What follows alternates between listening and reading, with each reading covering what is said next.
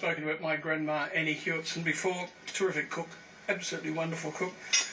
Had 6 or 7 boys, 1 daughter, Auntie Helen, who was the youngest of the lot of them. I think she ended up doing a lot of the housework, the poor girl. Anyway, the point of the story is that my grandfather was, like my father, was a very keen gardener, so they were always doing things out of the garden, and this is just a soup that you can vary to suit yourself. The one thing that was always in my grandmother's soup was beetroot, because beetroot grew very well in Dunedin, where she came from, which is down the bottom of New Zealand, where it is rather cold, rather cold. Often there was Sweden too, which is a favourite with the Scottish, and my father always said that Swedes were only good after the first frost. Well, I reckon in Dunedin they had frosts every day. Oh, that's nasty. I better be careful of that. I might get myself into awful trouble. One thing that I will tell you, though, the people in Dunedin are the absolute salt of the earth. Absolute salt of the earth. But it is cold. It is cold. Now, to start, 2 litres of chicken stock, and I've just put a clove of garlic there. And I've got my beetroot there. There's about 3 or 4 beetroot which I've just cubed reasonably neatly. Now, you can do them larger and puree the soup, but I actually quite like the idea that Grandma always sort of kept it the chunky type country soup, so she didn't puree it. And then we've got some other veggies here that can go in as well.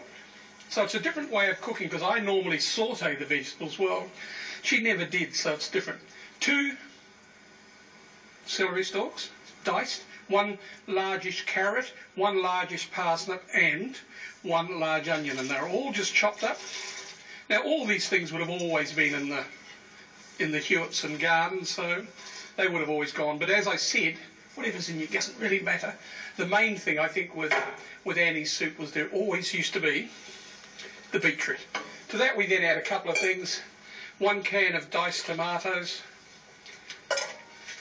bit of salt, because it's low salt stuff, and pepper as well.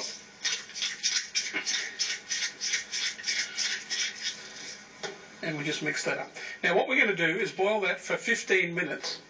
Just stay there, Brendan, because I'll show you. And then we throw in some cabbage. Now I've just cut the cabbage up into sort of cubes quite coarsely. It doesn't matter if it all sticks together because it'll come apart. And that goes in after about 10 minutes.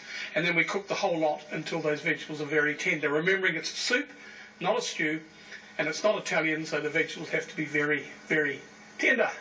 Why did I say not Italian? Because the Italians cook their vegetables right through, which is really nice. I'm going completely bonkers. I really am. Well, I stand up here and I chatter on, you see, and sometimes I say something and I thought, why did I say that? Well, that's exactly what I'm saying now. I said, why did I say that? Anyway, the point of the story, cook them until they're really tender. Add that cabbage after 10 minutes. Now that's looking good, and in similar vein, I'm sure my grandmother never did this, but in similar vein to the borschts of Northern Europe, I'm putting a little splash of red wine vinegar, which I think just adds a little bit of something. You know, because of the beetroot. That's why I'm saying in similar vein. And then that's good in another couple of things my grandmother wouldn't have done.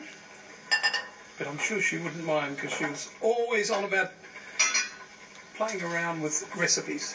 So a couple of potatoes, just little chats that I have boiled, and we'll just cut those in half and put those in the bowl.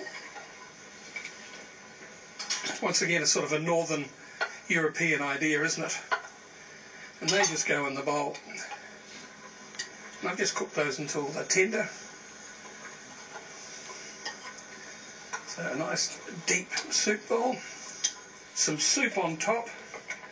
You have to say it looks good, doesn't it? If you like beetroot, it looks fantastic. And then another variation on the theme, some horseradish sour cream. All I've done is get some creamed horseradish and add it to some sour cream. You know, you just buy the creamed horseradish and then we just sprinkle a bit over the top of it, just for a bit of fun. Just gives that little bite to it. And some chopped parsley.